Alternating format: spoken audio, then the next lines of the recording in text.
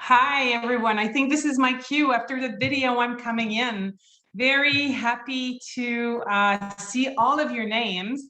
However, I would love to see your beautiful faces. It's a lot nicer when cameras are on. Husbands, kids, wives, cats, dogs are more than welcome into your camera. So Jimena, thank you. I see also some names that I know. Natasha Fernandez, hi. Last time we saw each other was in Vancouver. Very, very excited to see all of you. We're going to have a great session. I hope you're going to have tons of questions, maybe comments and ideas. Yeah. So welcome. I see everyone. Hi, Natasha. I see everyone with their cameras turning on. Very, very good. Thank you. It feels less lonely. I don't like to be speaking to a blank or black screen. So thank you. So we are going to be together for the next hour. I have so many things to tell you, so I just hope that I won't speak too fast, because when I get excited and passionate, this is kind of what happens. I get to speak fast and loud. So good thing that my family is all downstairs. They're still hearing me very clearly and well. So yeah. Let me start right away by sharing my screen. And if I'm going to ask everyone to give me the thumbs up whenever you're going to be able to see my screen. Thank you, Jimena. I see everyone. And I'm going to also make you guys bigger so I can see you. There you go. And I'm going to turn into presenter mode. Voila. Thank you. All right. So maybe you've already noticed my accent. I do speak French usually, very, very little Spanish, enough to be polite. So bienvenidos a todos y todas. And I wished we would all be in Chile, but I guess we're going to get to see each other next year. So my name is Marie-Claude. You can call me MC, Maria, whatever you want, just call me. I'd love to tell you a little bit more about what we do at Alia. I'm the CEO and founder. We founded Alia just a few years ago, so we're a baby business. And very excited to be supporting higher education institution. This is what we do. You are our main clientele that we work with, because we have an extensive background in the field of education. For instance, for myself, I was in charge of international programs at a college in Quebec for 14 years.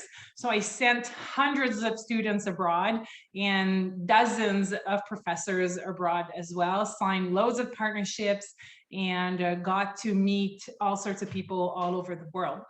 My colleagues are pretty much as experienced as myself. So you can see Sonia is with us.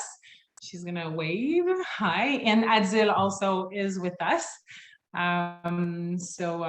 We are risk managers. So I like to have backups in case my connection doesn't work. Either Adzil or Sonia is going to pick it up. And what we do at Alia is really we empower you at developing a culture of safety. We want you to keep your travelers safe. We help comply to different legislations, depending on the country you're in. It might be occupational health and safety. It might be duty of care. We'll discuss this a little bit further down the road of the presentation. We educate, we train your travelers so they adopt the right behaviors and react appropriately in the event of an emergency situation. We can provide tools and protocols and procedures to ensure institutional efficiency. And we help creating an ecosystem. So how we do that is we help our clients and from all over the world to connect with other partner institutions that are also diligent and safe. So that's how we help everyone to keep their travelers safe. One of the ways that we do that is via different IT solutions, and we'll discuss this further towards the end of the presentation. But before I get into very pragmatic solutions, we'll get into the concepts of risk management. I think it's important to understand really what we mean by risk management and how you can actually have an impact on the threats and the risks that your travelers face. So we all remember March 2020, probably because you got stuck home for numerous months, but also you might have had many students or professors or even staff stuck abroad. What happened is that higher education institutions did not know where their people were. So a lot of you didn't know that you had professors in Europe or in Northern Africa, etc. You didn't know how to contact them. You didn't have phone numbers. You didn't have necessarily local numbers that they were using. You had very few resources in place to help your travelers that were being stuck. We know that it's the higher education system, when we talk about the international programs, well, there are limited human resources to support travelers, and we don't necessarily have the knowledge to provide that support. So it's important to also turn towards the right service providers to help you to be efficient when you bring support to travelers in distress. However, I don't know if it works the same all over the world, but in Canada, a lot of the times we have to turn towards providers that have quoted with the best price. Best price doesn't necessarily mean best practices. So that's something that we're trying to change here by creating a culture of safety, is by trying to add some qualitative data to service offers, so that you can actually turn towards service providers that are better instead of cheaper. Rapidly, there was one of our clients that got stuck abroad. They had underage students, 40 of them, that were stuck in 4 different countries all over the world. And remember how fast borders were shutting down.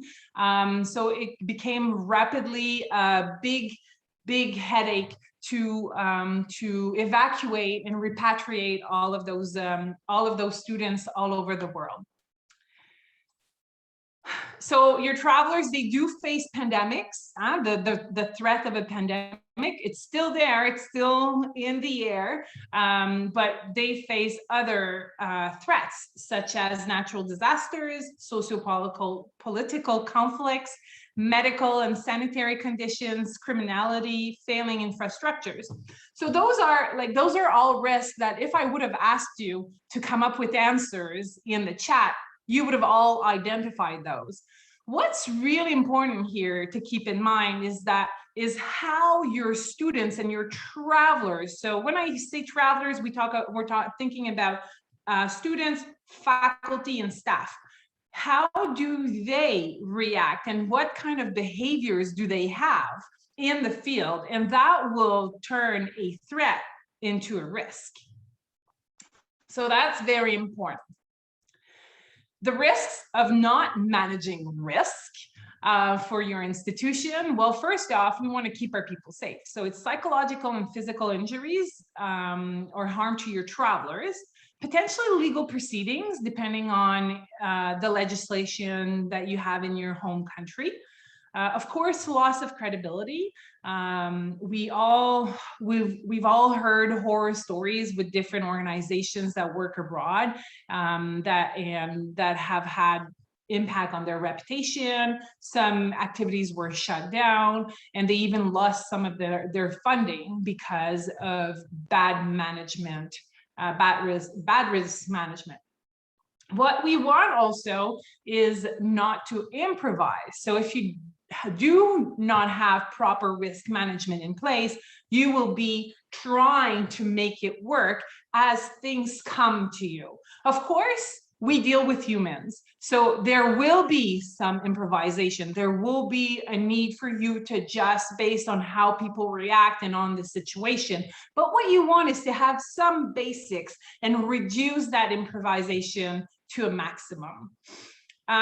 Your risks are also to have consequences on your stakeholders. When we talk about stakeholders, it's not only about money and funding, but also travelers and their family, for instance, and your community in the community of your institution, etc. And well, if you've I don't know if you have kids, but I am a daily risk manager with my family. When my husband or my kids are actually hungry, everything needs to stop and food needs to appear. So it's the same when a crisis happens abroad. If you do have an emergency taking place, a lot of the times you have to stop everything that's going on at the office, and you have to cater to that situation. So as much as you can manage those risks, the better you're going to be off with that in that sense. I mentioned the risk of a legal proceeding. So I'm going to turn towards the concept of duty of care. Duty of care in many countries is embedded in the legislation with regards to occupational health and safety. And in many countries is going to, of course, it's going to embed employees, but duty of care, for example, in Canada, is also about students, volunteers. Actually, it's anyone that is participating in an activity under a responsibility becomes part of that duty of care.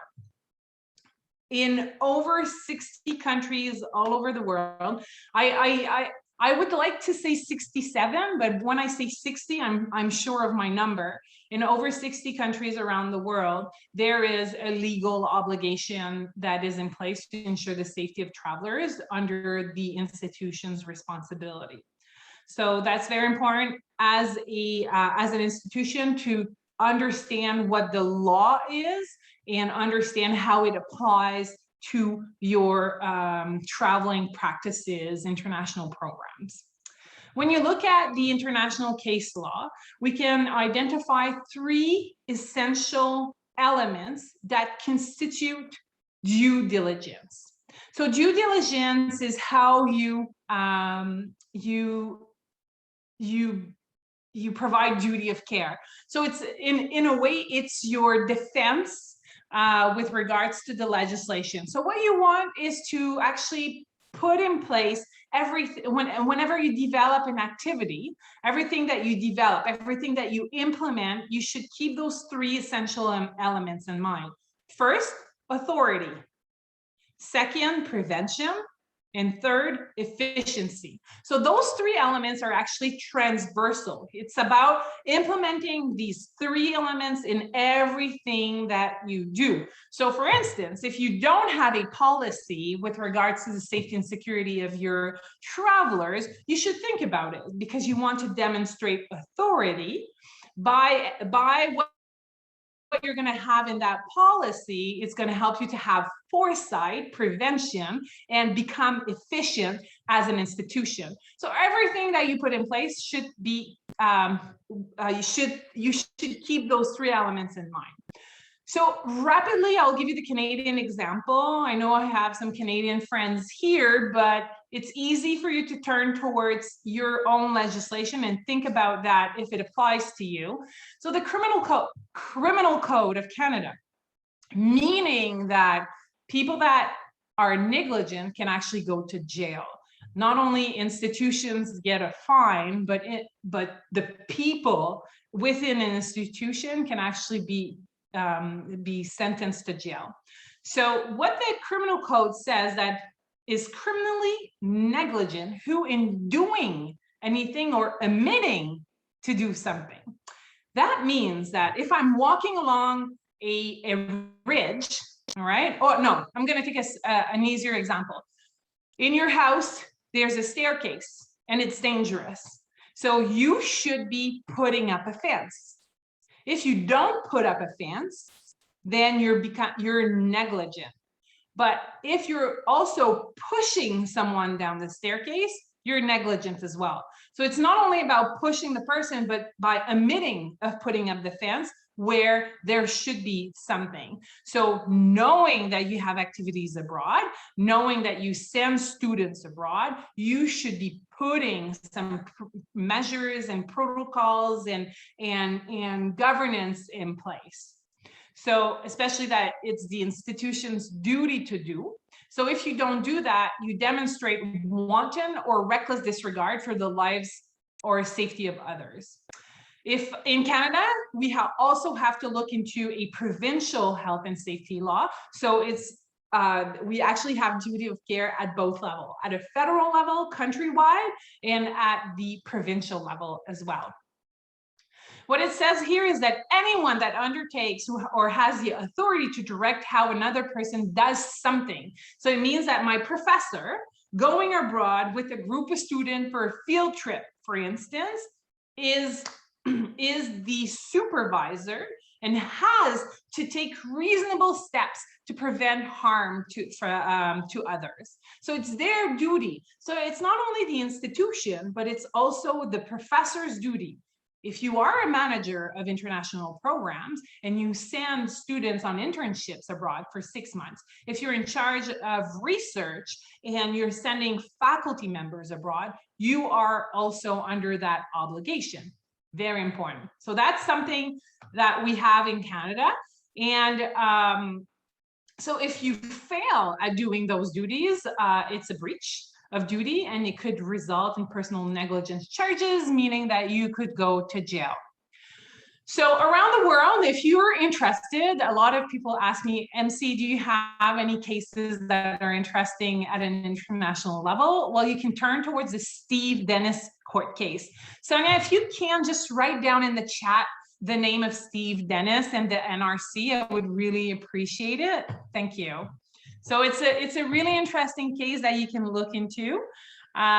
So what you want is to demonstrate due diligence, and due diligence is an obligation of mean. It's not an obligation of result.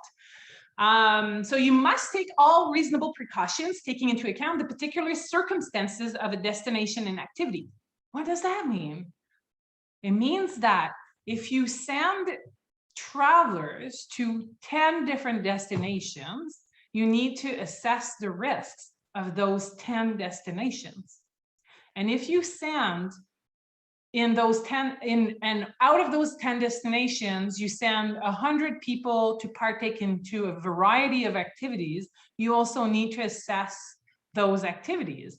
So the risk of going to a conference, so if we would have all met in Chile at Calle, well, the risk of us being at that conference is very different than someone that would be in Chile and pursuing research in a neighborhood that's sketchy and dangerous on homeless people.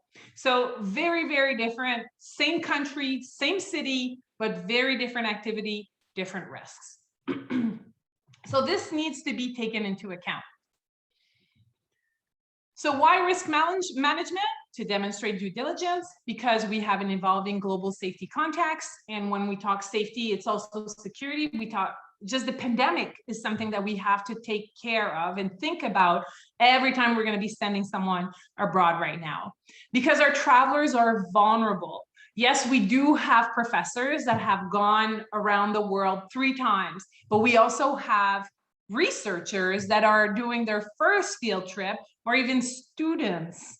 You know, remember when you were 19 and adventurous and wanted to partake to all these crazy activities in a city. So travelers are vulnerable. The impacts can actually be at a multi-level.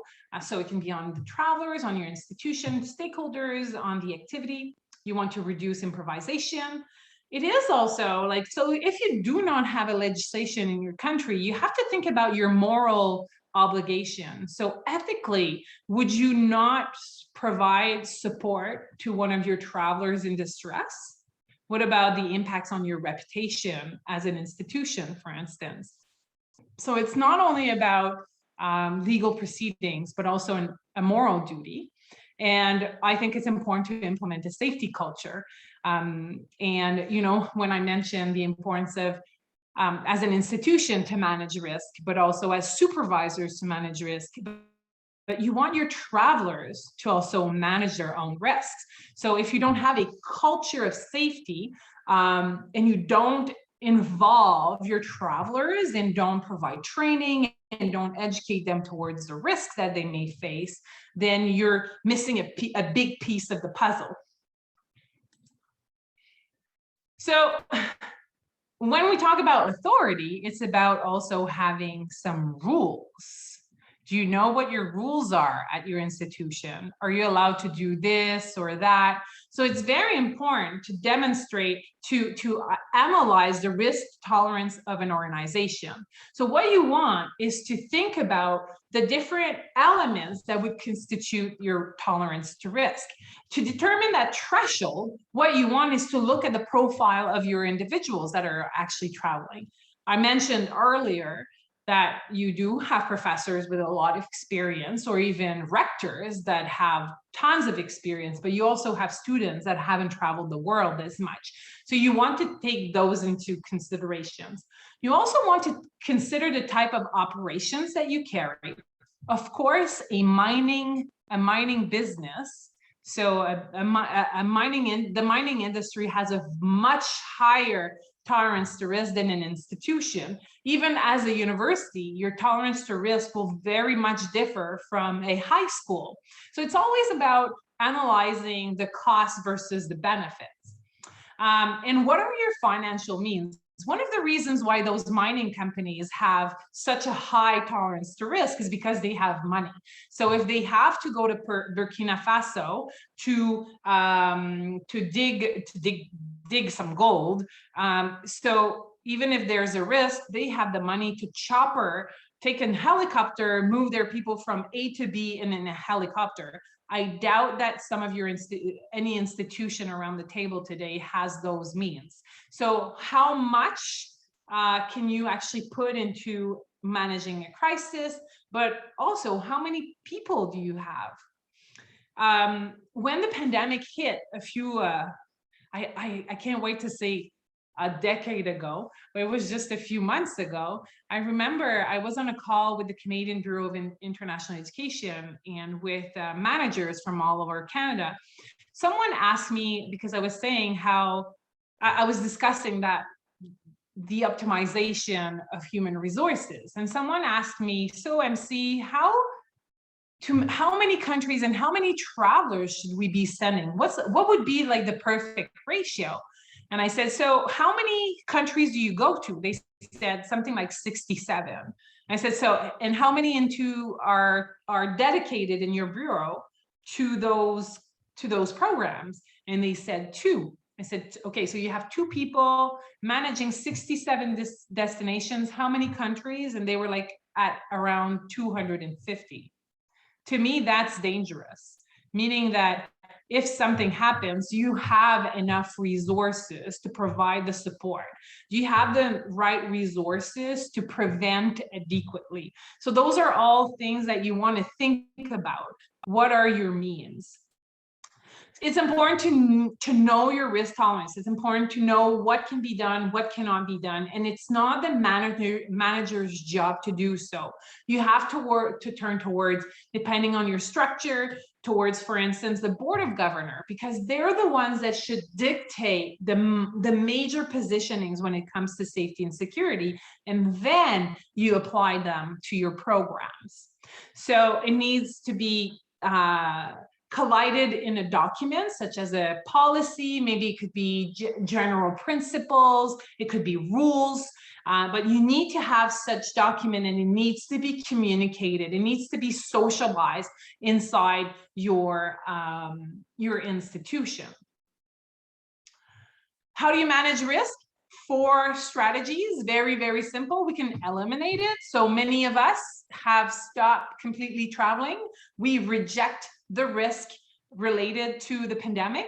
I'm not talking about at an individual level. I know a lot of our clients, institutions around across Canada and Europe have stopped traveling, so they decided to eliminate. Some way also to manage risk is to transfer a risk. So when we talk about transferring, it could be about, for instance, having an insurance policy. What's really important is that to distinguish the fact that when you transfer a risk to an insurance policy, you transfer the financial risk. One example that I give is cars. When I insure my car, it doesn't reduce the probability of me getting into a car accident. What reduces the probability is to learn how to drive. And what reduces the impact if I get into a car accident is to be wearing my seatbelt. This is where you want to act. When you transfer risk, you want to potentially, for instance, teach, educate, and train your travelers so that they put that seatbelt on. Of course, getting an insurance policy is important. Financially, it makes sense, but it's not what's going to keep your travelers safe. You can also mitigate risk. Now, we all know about risk mitigation. I just gave you an example of mitigation would be to learn how to drive and to put my seatbelt on. And we can also accept risk. What's really important is to accept it consciously and not do like the ostrich and put your head in the sand. So what you want is to make sure that you understand the risk that you accept. So those are 4 ways of doing so. So for each of the activities that you run abroad, you should be identifying the risks. What constitutes a risk? So this is a little math equation that I really like. So it's a threat multiplied by a vulnerability. So if I'm sitting here in my home in Canada, and there's a threat of an earthquake in Haiti, this is not a risk to me because I'm not vulnerable facing that threat. So that's how a risk is, that's how you build a risk. So to identify the threats, first off, you look at your destination and you look at the activities that they're going to be doing. I talked about this a little bit earlier. So even though we're in Chile, depending on what we're going to be doing in Chile will have a huge impact on the threats that we're going to be facing. What you want is to consult various sources, develop scenarios. When I talk about developing scenarios, it's also about thinking about those possibilities that are just out of this world, like a pandemic. So the World Health Organization had called for it, but our brain, right? If we are always in fear, we're not as capable of getting into action, right? We don't want to be in fear all the time. So our brain will just move away from these catastrophic scenarios. But when you do risk management, you actually want to push your brain to be thinking about these catastrophic scenarios. What is vulnerability? Well, it's the propensity to suffer the effects of a threat. So me in Canada, the threat of an earthquake in Haiti, I'm not vulnerable. What you have to think also is the combination of different elements, such as physical, social, cultural, and economical risks. Where it becomes tricky is, especially in higher education institutions, is the vulnerabilities with regards to the traveler's profile. So gender, age, sexual orientation, religion, ethnicity, all of those will have huge impact, will impact the vulnerability and determine if a threat is a risk. When I walk in some neighborhoods in Montreal, which is a pretty safe city, some neighborhoods, me as a woman walking alone becomes a risky situation. But if my husband walks on the same sidewalk at the same time of day, not the same for him, not even a threat. So those are things to consider. So when you look at the risks, in your institution, when you run international programs, you also have to keep those, the profile of your travelers at the heart of your risk assessment. Now, when we look at the risk level, it's actually the probability of occurrence multiplied by the impact. So to what extent is likely the event to occur? So me walking in that city in Montreal, in that neighborhood, if statistics are high in terms of criminality, that probability will be higher versus me walking in my neighborhood. I'm north of Montreal, I live in the mountains, it's really dark at night, but there's nobody around me for at least a radius of 2 kilometers. Probability just dropped. When we talk about the impact, it's the degree of potential negative consequences. So if I get attacked and I lose a nail or I break a nail, it's very different than me getting my whole arm sliced open. So you want to think about these things. So the risk level of me suffering or of me being affected during an earthquake in Haiti is actually pretty high, because if there is an earthquake, there's a big risk of physical injury, even psychological injury. My program might stop. There might be a reputational risk in the sense that how could you send a student to Haiti because of earthquakes? So those are things to take into considerations. So this might feel overwhelming because I know that a lot of institutions around the world visit a great range of countries. You do have a high volume of travelers. I'll give you an example. For us, one of our clients has relaunched international activities, and they have 400 students that are going to step on a plane in January. So lots of people hopping on a plane to many destinations with a multitude of profiles. In there you have young people, women, from different backgrounds, different religion, very different expertise and experience of traveling. They are going to partake in a multitude of activities. Some of them are pursuing research in the Alps, and they're going to be climbing to high altitude to get a rock for their research, where you have others that are going to stay in Paris and just go to school. I know that institutions have limited human resources. There's no clear approval process either. When I was talking earlier about the importance of having and demonstrating authority, you need to know, when can I approve a trip? When can I not approve a trip? When can I approve a trip under certain conditions, and what are those conditions? And it's important to have a register. Where are your people? When are they going to be in the field? How can you get a hold of them? And I understand that all of that slide is probably very much overwhelming. So that's why, and this is where I get a little bit more pragmatic.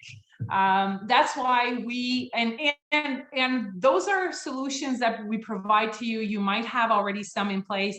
We understand that higher education institutions have a huge community with tons of resources. So one thing that you want to do is to turn towards pre-departure training.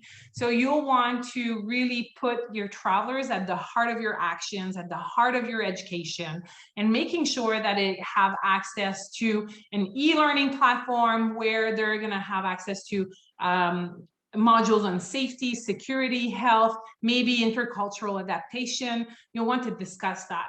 So why do we want to have an e-learning platform? So let's go back at the bottom of that slide. When you look at risk equals threat multiplied by vulnerability, is that you want to act upon the vulnerability. You want to make sure that your people are trained, that they know how to prevent risk. So you want them to reduce that probability. So knowing that I shouldn't be wearing a gold chain is important, because you're not going to get robbed, right? So if I know what I can do to keep myself safe, then I'll do it. So you need to train them. You need to be able to adopt the right behaviors to keep themselves safe. The other thing that you want is to give them the appropriate reactive behaviors. So if they know how to react while they're being robbed, then the impacts may be lower. Another thing is you want them to turn towards the organization with the right reactive behaviors. So all of that can be actually thought through an e-learning platform. We understand that you don't have a lot of human resources, so you might not be able to run live sessions, in-person sessions for your 100 students going abroad, for your 35 faculty members going abroad. So having something that is generic and in place on an e-learning platform can definitely help you and will help optimize your human resources and your costs as well. One other, now we're going to dig a little bit more into the IT stuff. So again, you want to put your travelers at the heart of your actions. Why do you want to put the travelers? Why this is so important to us at Alia?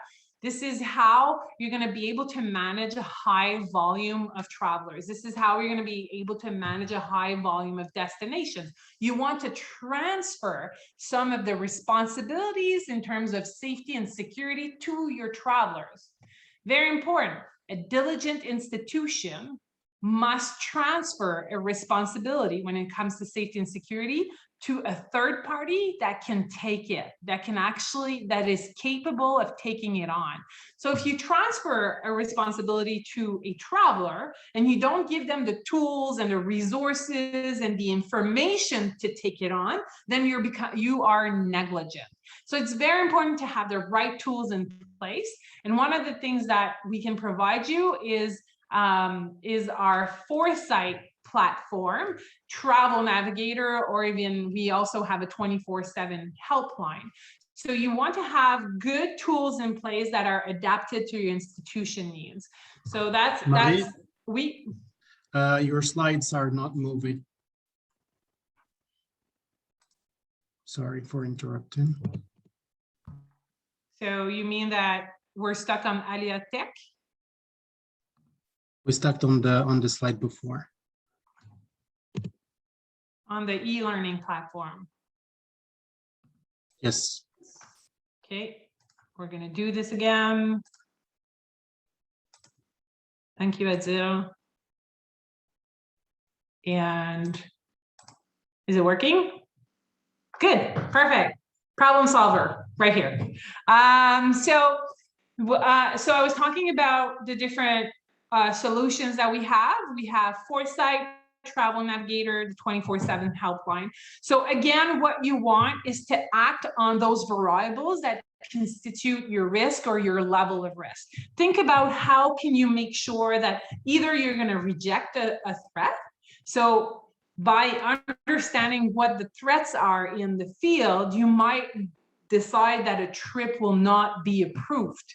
So that's very important. But if you don't know about it, you're sending someone on a program that may be too risky for your institution.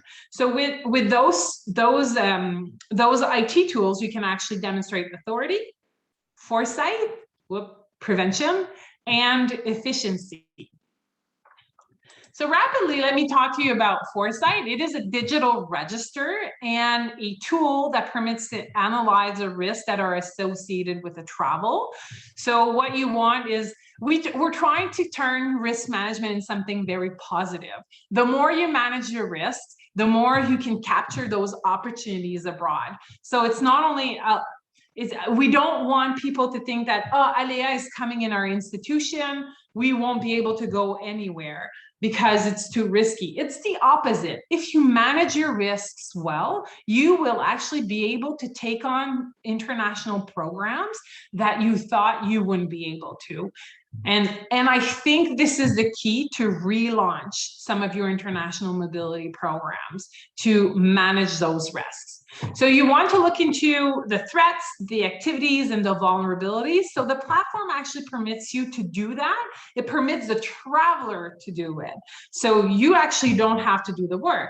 The tool is there for them to do it. So it helps you really maintain those high volumes of travelers and permits you to go to numerous destinations. So your organization benefits from a document, a solution like that, because it fulfills, of course, your duty of care. You'll know who is where, when, and that is actually a giant leap for many, many institutions. It empowers your travelers. It puts them at the heart of the risk analysis. So what it does is actually it educates them, right? If you learn about the risks that are, and you have to research them, then you learn about them, and you can make actually a consent to risk when while going through the process. And it actually saves, optimizes human resources, and it's very, very affordable. So what it helps to do also is to, because you know where your people are, you can actually locate them and assist them with efficiency. What it will do is it'll keep all of the documents of the institution in one place. So you could have your informed consent forms, your trip extension, your protocols, crisis management protocols, but it'll create a profile for your travelers where they can upload certification when they've a training, a pre-departure training. You can actually have their passports there, all of their vaccination. And right now, this is something that is very important. You'd want potentially to see that proof of vaccination. And interactions are all managed automatically through Foresight. So it's a very, very cool tool that really creates a register and permits you to do what the law asks you to do, meaning that you need to assess the risks of each circumstances, meaning for each country and for each activities and profiles of travelers. Another tool that our clients love a lot is the Travel Navigator. It is a mobile app that you give to your travelers. So they have in their hand a ton of information. And then it actually geolocates them. So, and it's transferred to a dashboard. So you, as the managers, you have a live map where you see your people. You can actually communicate with them. So you would select them, have an SMS, send an email. What's really interesting also is that you get alerts and warnings. So, for instance, there's a coup in a country. You want to see if you do have some travelers there. You open your map. You see that Armando is there, that Jimena is there. You can actually send them an email, send them an SMS asking if they're okay. And you can see that Jeanette is in a different countries, completely different country, so you leave her alone. And through the dashboard, you have tons of information on over 200 countries and cities around the world. The app is agreed to inform your travelers on many things. It has destination guides, embassy information, currency information, warnings, and they get those warnings and those alerts as well. And it's a great way to get information to do that risk analysis, because you're going to have the risk ratings, you're going to have a health overview. So those are going to be very, very helpful for your travelers to understand the kind of country they're going into, and if it is the right program for them based on their personal vulnerabilities. One last thing I want to bring your attention to is that we're very happy to be officially launching our relaunching, right? Because we suspended a lot of our activities during COVID, the pandemic. So we're relaunching our 24/7 assistance line, and we're very happy. We're adding a feature, so we're going to be answering the phone in 3 languages: French, English, and Spanish. And I promise it's not me answering the phone. So it's going to be okay. They will speak Spanish, I promise. But what's great with that is that we've, it's actually we're answering to a need. It was a request from some of our clients that thought that having that phone on them 24/7 didn't make sense. So they wanted experts to answer the phone. So if you do have a traveler missing a flight, we can give them some basic information as to what to do. And if they are stuck in a coop, we actually give them also some information on what to do. And then we mobilize your institution to help us out manage the situation. So what you want, again, if you can only remember one thing from that presentation, is those three elements: authority, prevention, efficiency. Those are very, very important elements. You want to develop your international programs with those three elements in mind. You want to develop the tools and the prevention measures that will help you to demonstrate that due diligence. You want to get those IT tools that permit you to maintain those high volumes of travelers, maintain your variety of destinations, even though you have limited financial and human resources. What I want to bring your attention to, and this is something that you can actually find on our website, this is what your safety plan could look like. So you see how you have some governance. So you would have a policy, maybe some general principles.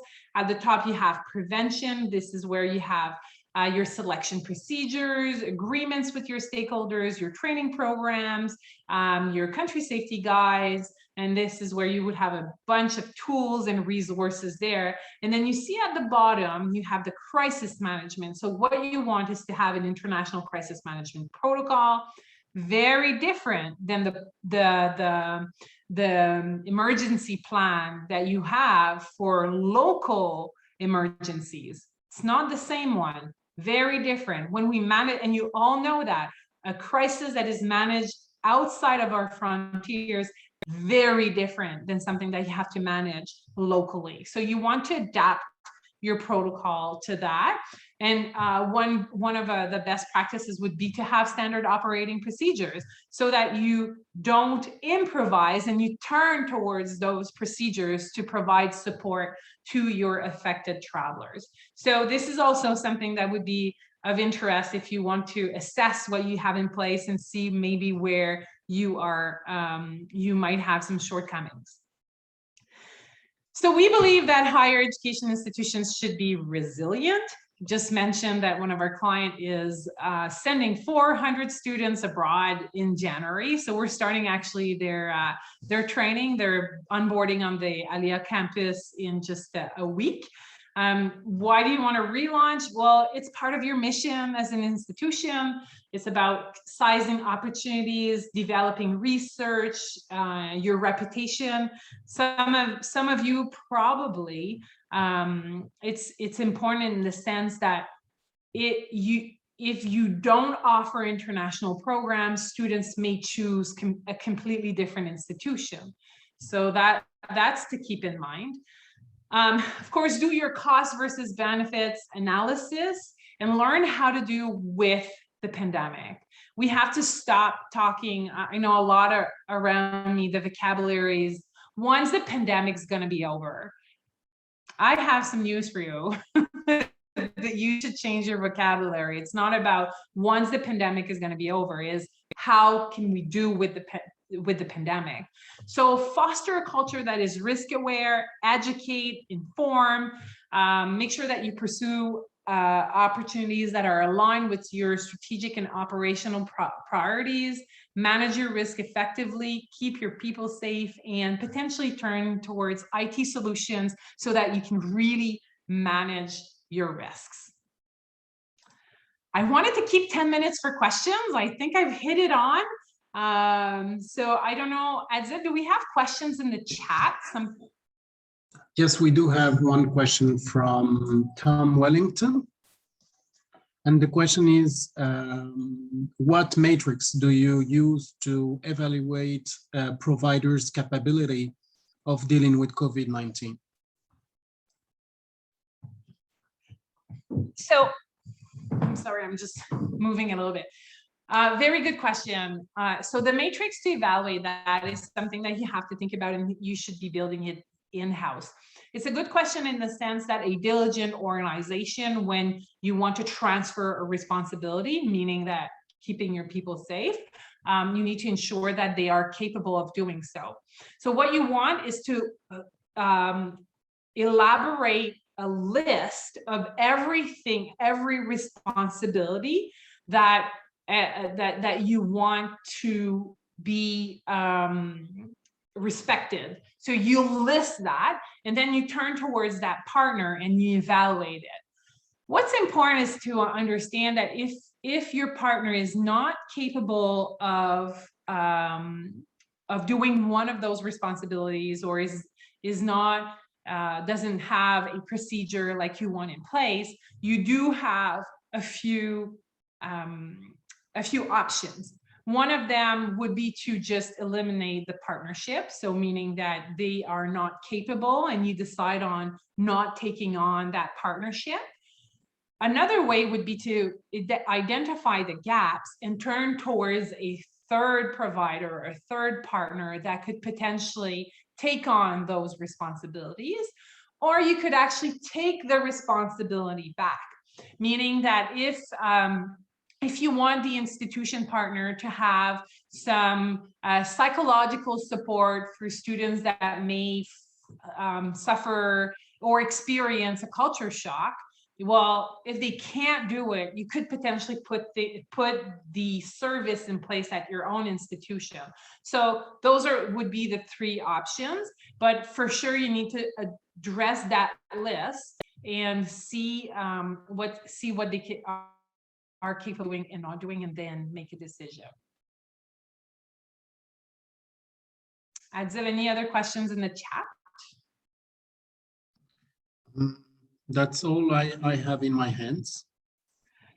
So if you do have some question, don't hesitate to raise your hand, or I'll be more than happy to answer questions if you have comments, or you can actually use the chat to address those. Yeah, so go ahead. I'm going to open my chat and see.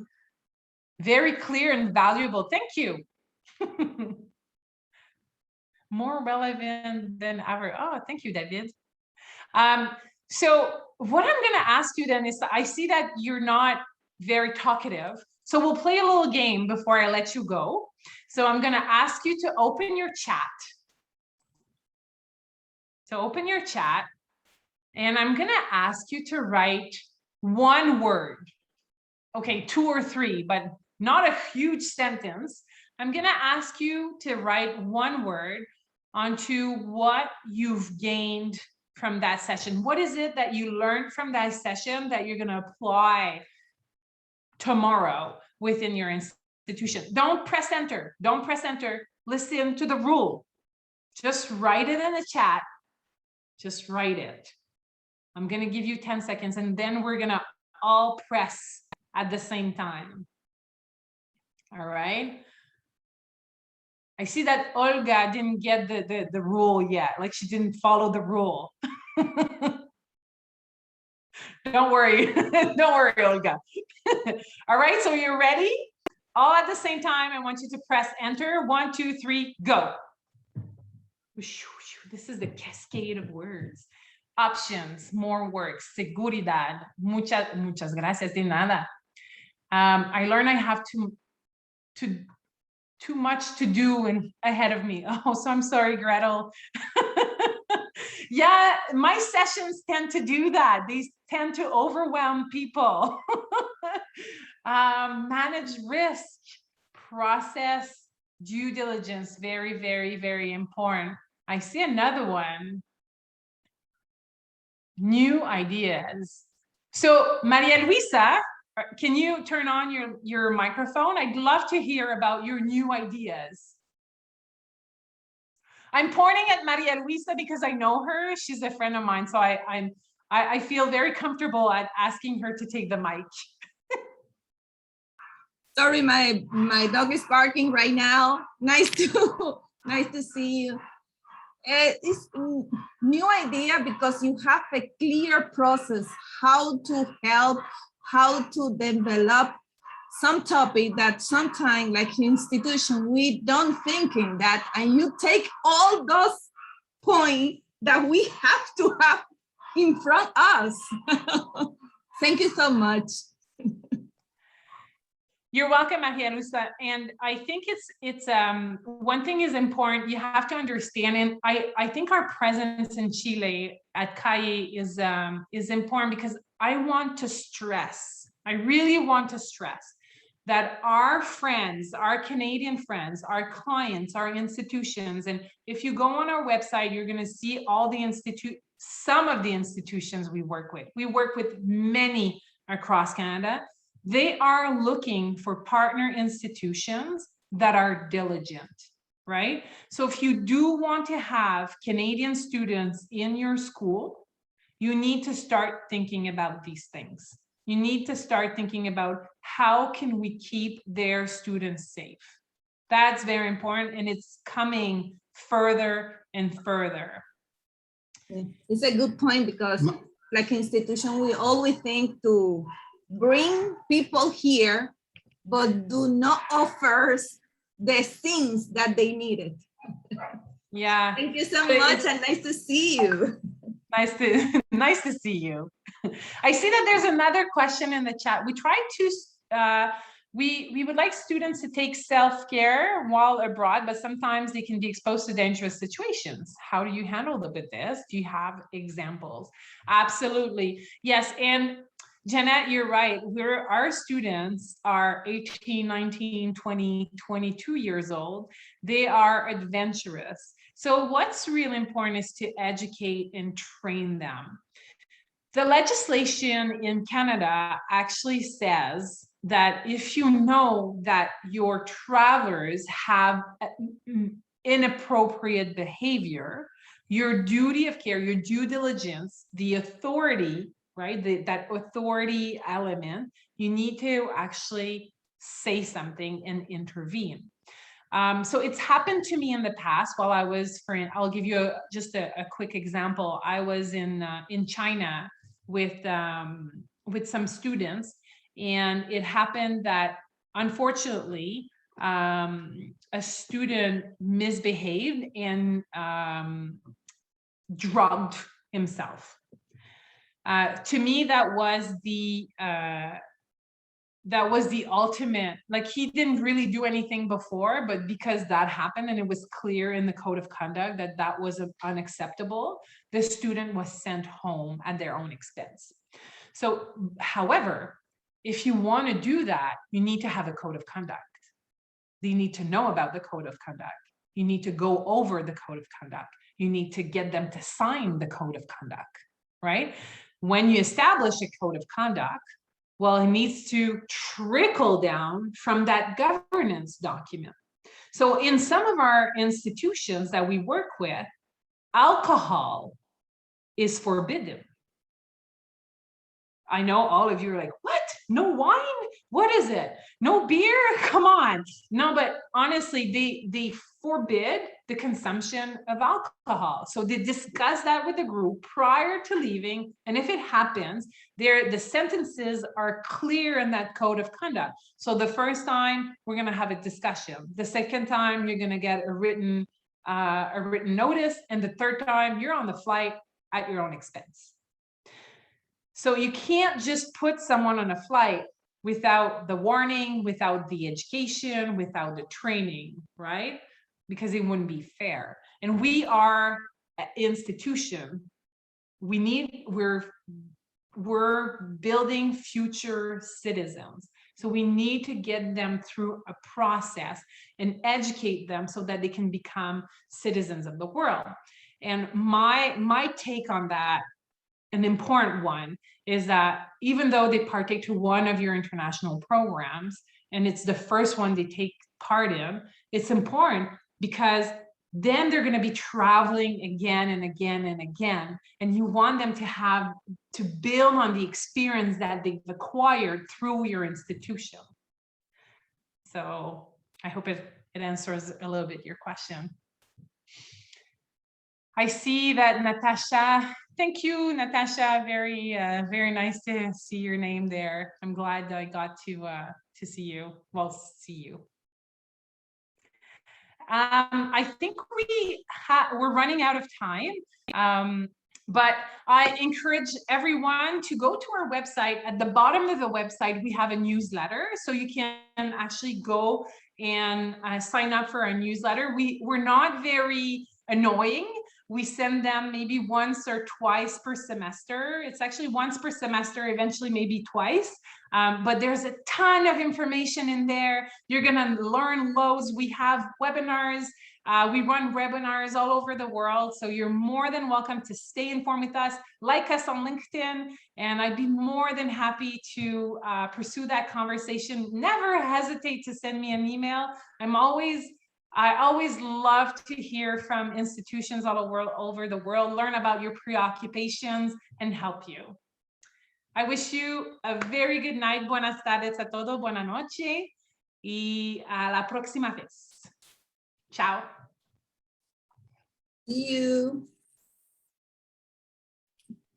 Thank you. Bye-bye. Thank you very much.